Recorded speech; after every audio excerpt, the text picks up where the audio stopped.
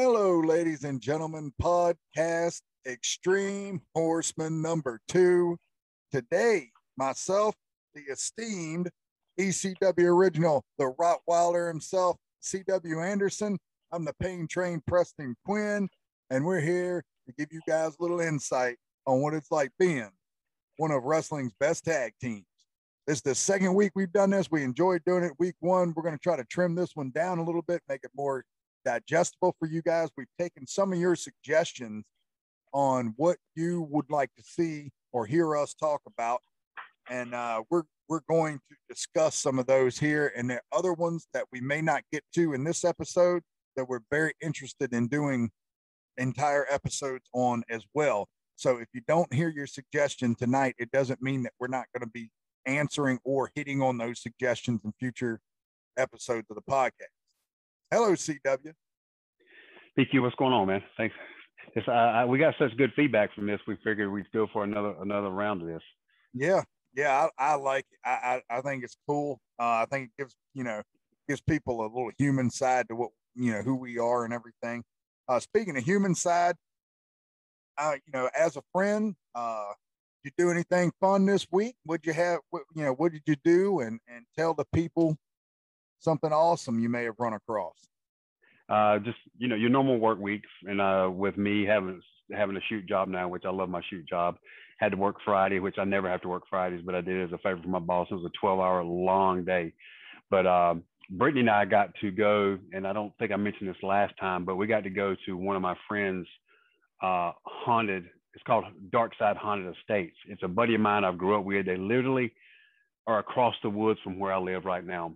I've known this guy my entire life. His mom used to keep me when I was little, that type of thing. Their family. And they just got voted number 3 best haunted attraction in North Carolina, which is pretty freaking significant. He's been having this quite a few years, and he also does Christmas lights during Christmas time.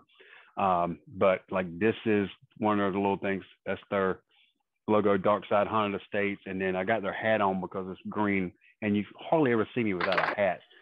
But I have to give props. And then, of course, these guys aren't paying me. They're just close personal friends. And Brittany and I went and spent 3 hours at this place and could have stayed longer. It was a beautiful night. And another thing, a couple of people that work there, one of them is the man that gave me the name CW. And the other one used to be a promoter, Jerry Kennett, who actually I was working for my very first show where Pat was there, and I got discovered to be an Anderson. So, I haven't seen those people in a long time. But man, if you get a chance, Dark Side Haunted Estates in Middlesex, North Carolina. It's middle and sex, one word. It's basically like Central North Carolina. It is definitely worth the travel. And they have stuff you can buy. They have concessions. They have different houses and stuff you can go into. They have a little small hayride, and it takes like an hour and a half to walk through the haunted part. And you're walking through the woods. Yeah. So they don't put hands on you, don't do any of that stuff, but it's a fantastic experience. And for somebody like me that doesn't hardly ever go do those things, I love being there. So, but other than that, that was our excitement. And for you, I know yours is usually on your Sundays with football and things like that. Oh yeah. Hold on one second. I answered something. Okay. Yeah, of course, I had my football Sunday. I actually watched more football this Sunday than I normally do. I think I watched 3 full games, at least 2.5, because the second half of the Sunday night game that I was trying to watch, last night's Monday night game, constantly just back and forth with just lunacy on Facebook that I don't want to get into. But where you going? You have the ability to stir with just one post, and it just goes everywhere because some of your friends on there are lunatics. Yes, I'm good. Some are just out there. I have the largest spoon on Facebook. That's why you get deleted all the time, because you post something that the left doesn't want you to have out there, and so they're always blocking you. Yep. So what we did, speaking of Facebook, is we put out there that we would like people to give suggestions. And if you don't know us, if you're not on our Facebooks, we are Brandon Bailey is myself, Chris Wright, C.W. Anderson. If you guys ever want to get in contact with us or send us a friend request, if we're not at a friend limit, I'm never at a friend limit because people eliminate me so quickly. But some people think it's the greatest thing in the world. So it all depends on your mentality. But we took what we thought would work together for this show, that some things that kind of all blended together. And we decided that we were going to talk a lot about tag team wrestling, tag team psychology, the art of the hot tag. All these things were suggested to us, including some things we'll mix into that psychology, like drawing heat without saying a word to the crowd, and quite a number of topics that relate to that. So, what we want to start with, one, a CW, what exactly draws you that makes tag team wrestling different to you than singles wrestling? We've both done both extensively, and you and I love tag team wrestling better. What makes it different?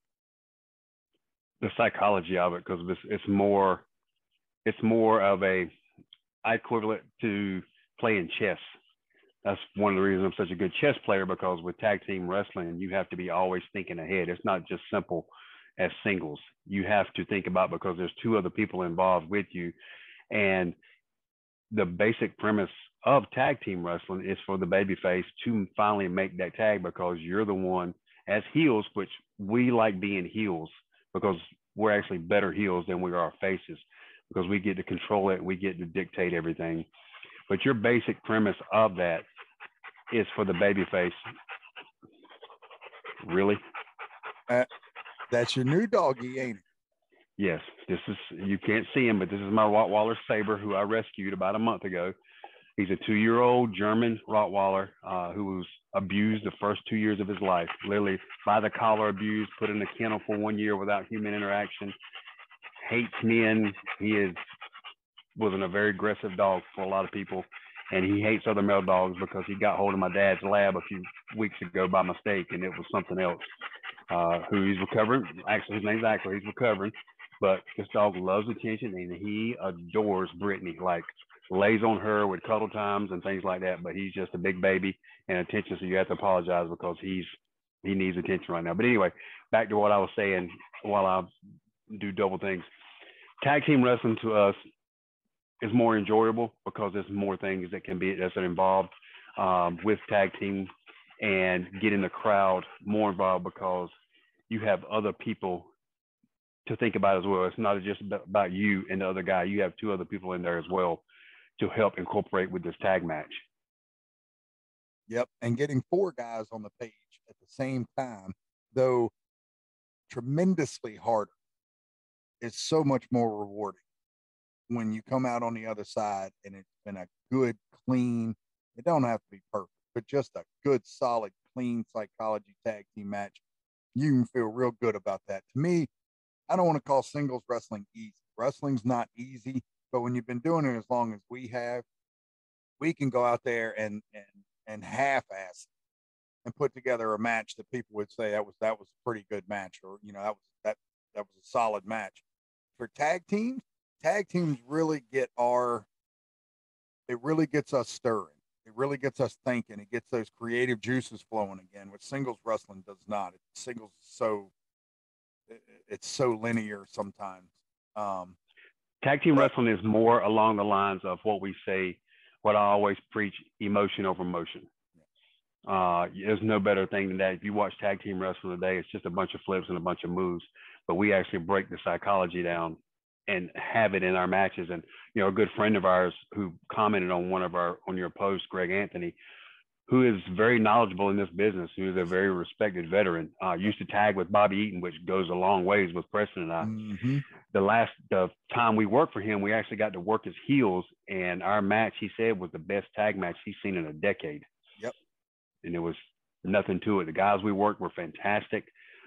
Picture perfect. Picture perfect. They follow right along, and we laid it out for them, and they were right there for everything. Did not miss a beat. Yep.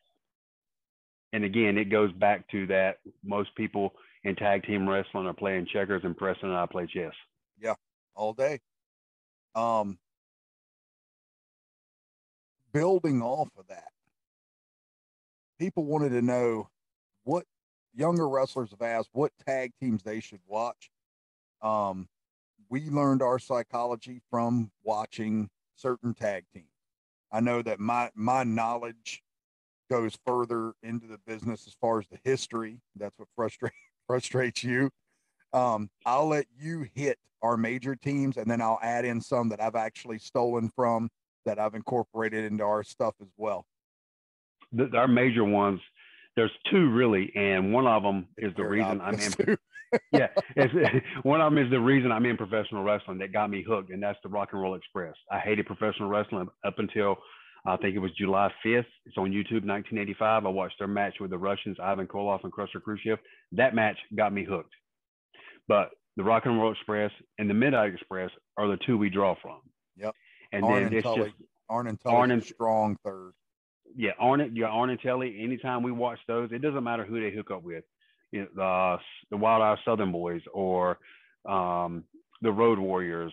Anybody along those lines. Yeah, we can always pull something off them. But usually, I mean, there's 50 hours or 60 hours of the best of Midnight Express that we're always watching.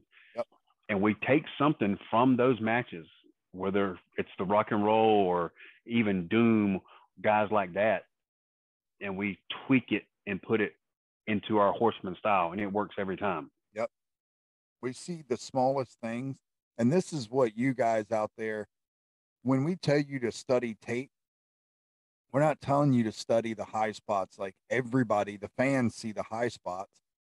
It's the spots, the transitions, and the stuff that makes the match. It's the oil to the engine. When you see those transitions, especially goodness, the Midnight Express had just unbelievable amounts of ways of getting to other things. And that's what we look for. We're looking for those the small gear in the system that keeps the two big gears rolling. That's the type of things that we look for. Really small spots that make a whole lot of sense that can be injected into any match, anytime, and get you to where you need to be without looking like you're premeditating the spot that you're trying to get to. And that's the key. One of the things I use my analogies of how to go home in wrestling, I use this with tag team stuff also. We pick a couple things, and where we excel and have the most fun at is I use this. My favorite rapper, or one of my top favorite, is Eminem, and he said he loved taking two words that rhyme, and he said the fun part of rapping to him was taking those two words that rhyme and intricately weaving the verse to get from that one rhyme word to the other. And I take that to our wrestling as well. I love coming off of one spot and then finding something else to tweak it ours that's going to weave perfectly to getting us to transition to that other spot. Not just hit somebody with a move, pick them up, shoot them off the ropes, hit them with another move, or they reverse it and hit us with a move. This is where you draw the fans in by bobbing and weaving and misdirection and not letting the fans know what's coming next, because that's where you get the pop from, is them not seeing it come. Yes. Out of nowhere. That's why you see, Preston hitting his spine buster, or I hitting mine, or my super kick, or we hitting a tag spot just out of nowhere because the fans don't see it coming. That's the reaction we're wanting, because that's what gets that ooh and ah. Yep. And just to give an example before we move on to where I'll name a few teams extra that I'd like for the youngsters to watch. The Superplex Alabama Jam that we used on Andrew Everett and Kincaid at AML. The art of the maneuver of the tag spot was for nobody to see a 270-pound man climbing to the top rope to hit a top rope leg drop after a superplex. And how do you do that? We had to figure out how we would distract a crowd enough that they wouldn't see a full-grown man climbing a turnbuckle to hit the big bomb. So what we ended up coming up with was a series of breakdowns after the hot tag. Myself and Jason Kincaid went to the outside of the ring, and CW and Andrew Everett were fighting on the top rope. When I saw that CW was ready to hit his stalling vertical superplex, which it had to be stalling for my slow ass to be able to make it to the rope fast enough. And also that superplex always gets the attention of people because one is different, and they're watching me hold Andrew, and he knew he was, because he was heavy. He's one of the heaviest people I've ever lifted, and he knows that. We talked about it and laughed about it, but they like watching that, and so they're all fixated on me and Drew, and they never see Preston climbing. Yep. So I end up posting Kincaid on the outside, and I start climbing the turnbuckles just as I see CW starting to grab on him to pick him up for the suplex. And nobody's looking at me because they're watching. We set it up so that Everett and CW over there fighting on that top rope, and everybody in that place, other than maybe the people right where I was watching that fight. And when I came off the top rope, he hit the superplex, and as soon as they hit, I was already in the air with the Alabama Jam. Even the hard camera didn't see it coming, and it looked like I came from out of nowhere. Boom! So we got the effect we were looking for there. It didn't look premeditated. It was a boom, boom, and it got a oh out of the crowd because they had no idea that leg drop was coming after the big superplex. Because the superplex, they were like, oh, that's going to be the big one. And then there's a boom, there's another big one, a half a beat behind it. So that's the type of things we're asking you guys to start to do. Start to think about when you were sitting in the crowd, what would have made you go like, oh, like how did you look over here, but we're setting you up over here. Those are the things that you need to start focusing on so that it doesn't look premeditated. There's nothing worse in wrestling than watching a gaggle of guys fighting outside the ring, waiting to be jumped on by the dude in the ring. Because every fan that has watched wrestling for the last 20 years knows that spot's coming as soon as you guys start fighting on the outside of the ring, and the one guy's up in the ring, jumping up and down, getting ready to do his running jump or climbing up the ropes. And we all know what's going to happen. Don't be lazy. Yeah. Sit there and put some time and some effort into it. Put some time and effort into it and come up with something different.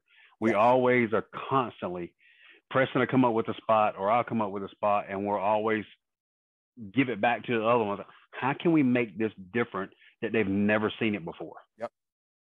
And we'll take traditional spots and have the other team or ourselves counter what they think is going to happen because they've seen it so many times.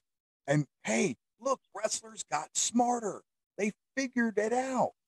And then it ends up, if we're heels, we'll outsmart one spot, but it's just going to make us not just get hit from another spot. We're Wile E. Coyotes. We're smart enough to get ourselves killed. Yep. So some tag teams for the youngsters to watch. We've said Rock and Rolls, of course, Midnight Express, of course, Tully and Arn, of course.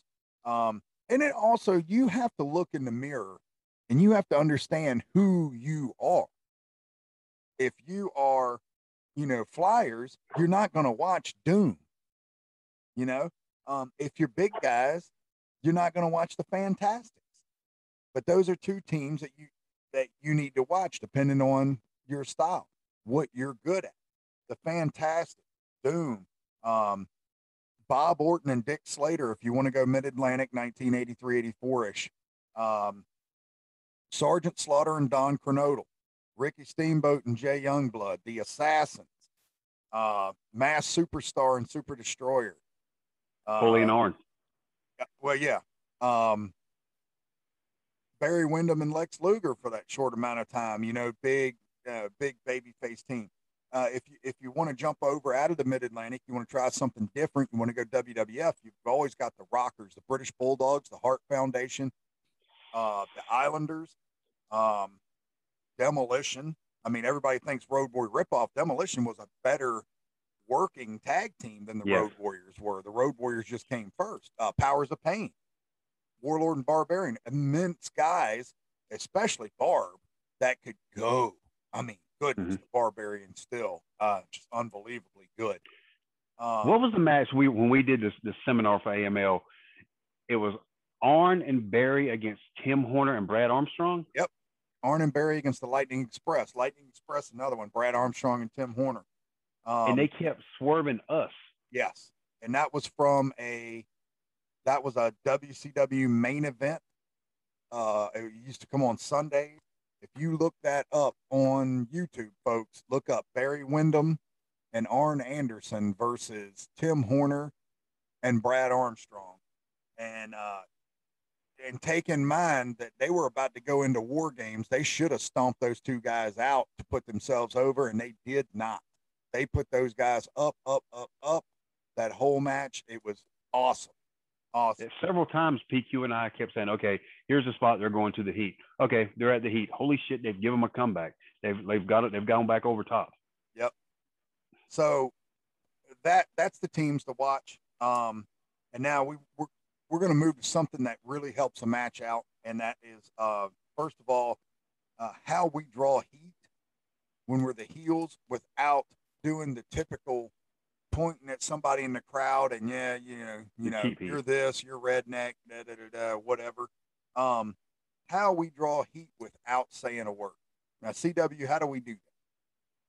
You have your way, which you'll explain. Mine is the Anderson character, which my mentality is I'm better than everybody, and there's nobody that can whoop my ass in there. And the way I look at people, I don't have to say a word, and the heat that I put on their baby face, begging them to say something so I can bust him just a little bit more. And I've always used this. There's something about when you stare at a grown man sitting in the front row or the second row, the one that has been talking crap to you the whole time, and you sit there and stare at him, they get so uncomfortable that they're going to say something back. There's something about it. So that's the way I draw heat, is almost through silence and just my look. Yeah. And the way that is true. The other thing is the aggressiveness we put on the baby face. Yes. We beat the hero down. We don't need to tell you about it because we're beating your hero down. Of course you're going to boo us. And we're doing it in a way, a lot of times we're not cheating to do it. We're stretching the boundaries of the rules, but staying just enough in the rules that you can't call us cheaters at that moment. And the Assassins were very good at that. Jody Hamilton was very good at that. We are cat playing with mice. Yes, and they know it, and it ticks them off. And and part of that psychology, if that baby face is working the ring apron, it's ready to get that tag, that's ready for that hot. If he's over there working up a sweat like he's about to go Hulk Hogan in there, those people know that. And what we do to complement, and this is the art of the hot tag we're rolling into right here. What we do to complement that baby face on that ring apron is we constantly show our number one priority in our match is to keep our opponent in our corner on our side of the ring. The worst thing that can happen to us is for him to make that tag. And the crowd needs to understand that we don't want him to make that tag. That is rule number one. If he gets that tag, we're in trouble. And the crowd will act accordingly. We show that sometime during the match, a sense of urgency when he's crossed that barrier of going halfway across. Yep. We show that urgency of getting him back to our corner or knocking that baby face off to make sure he can't get that hit. Because that's the one thing we do not want, because we know the fans want it and we know the baby face on the ring apron wants it. And then once he gets it, that's where our world is turned upside down. Yep. And that we tease that hot tag. We let them get close to that hot tag numerous times. And then the real art, once you've built that powder keg up, is not coming up with something not so lazy as the double down and the guy finally crawls and makes a tag, because everybody's seen it. We have come up with so many intricate ways for us to blow this, blow that, miss this, miss that. Oh, God, he's up and over. He's underneath. He's around, and out of nowhere, boom, the tag is made, and that's what pops them because they don't see it coming at that moment. That's how you pop a house on a hot tag. Don't let them see it coming, and build that powder keg up with your sense of urgency as a heel to keep that man on your side of the ring. And That's then once he does get that hot tag, the babyface comes in with a house of fire, stand right in the middle, and we feed to him, bump and bump and bump and bump, and right back up. It's just as quick as we can. Not lazy, even though we may be quote unquote tired, blown up. We don't care. That's the hardest part of the match. Bump, bump, bump, get up, bump, get up, bump, get up, bump. Don't get in the way. Yeah. Yep. Okay. So we told them some tag teams to watch. The art of the hot tag's been covered. That ring psychology and crowd work, all involved in that, and drawing heat without saying a word. And those were the major things I wanted to cover. One of the things that Greg Anthony brought up, and this is not related just to tag team wrestling, anything. Greg Anthony did bring up a good point. He said, just because somebody has made themselves famous in professional wrestling does not make them a good professional wrestler by default. And I think CW, I'll let you talk about that a little bit, as somebody that did wrestle on a national level, that has gone to Japan. Do you agree with what Greg Anthony says about that? 100%. A lot of things nowadays, the guys aren't paying their dues to the extent that we paid our dues. It's a different type of paying your dues. We spent road time, hotels, many years on the independents perfecting our craft, and a lot of guys are pulled up or get shots and put on TV just because they got a good body. For years, that's what it was required to be on TV. And one of the reasons, once ECW went out, I was told I wasn't going to be at WWE because I wasn't a body guy. I wasn't 6'2", 6'3", have a head of hair, and look like I was a bodybuilder. Yeah.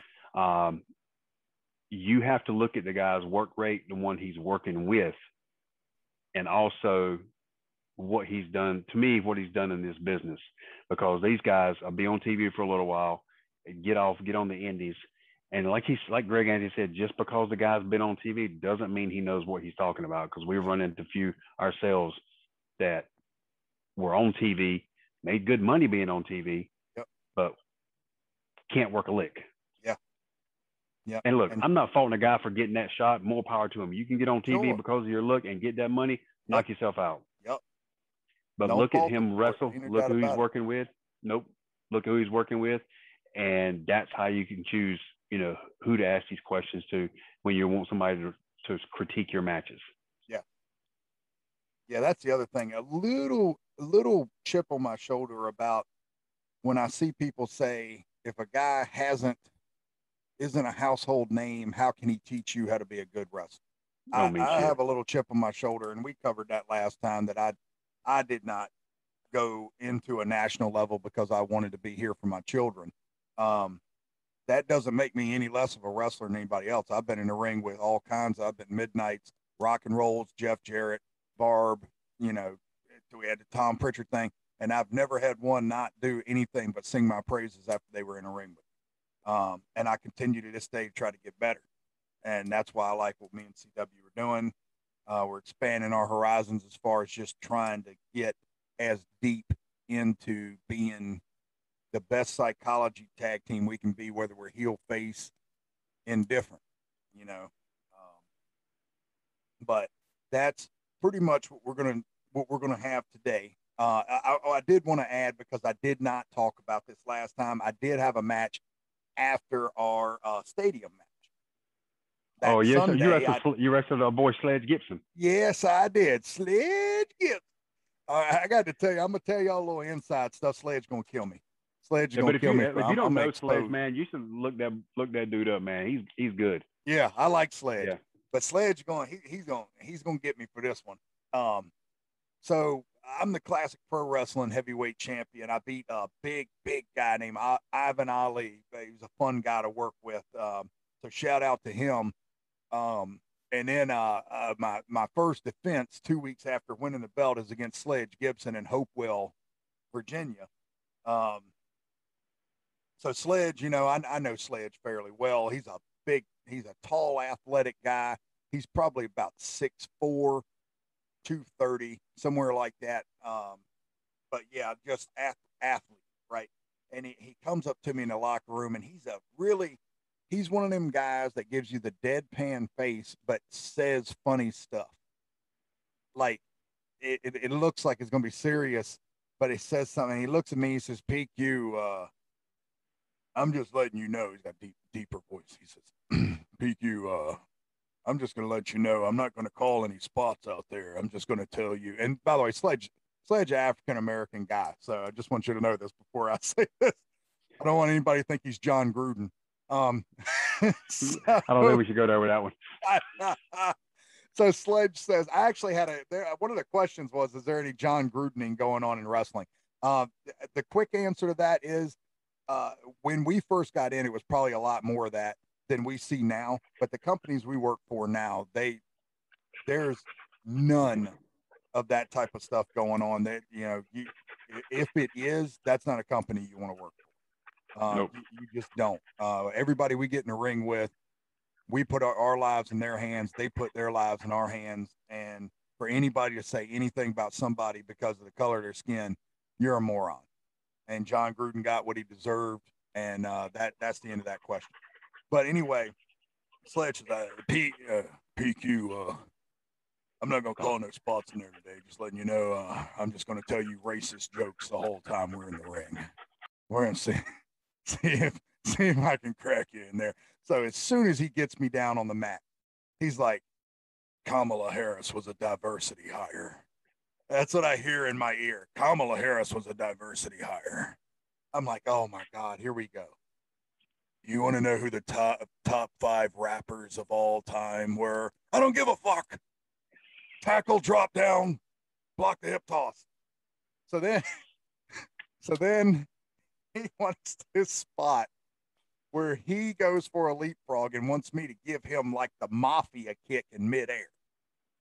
Now, I want to, I can get my foot up about as high as my head still, so that's about 6 foot.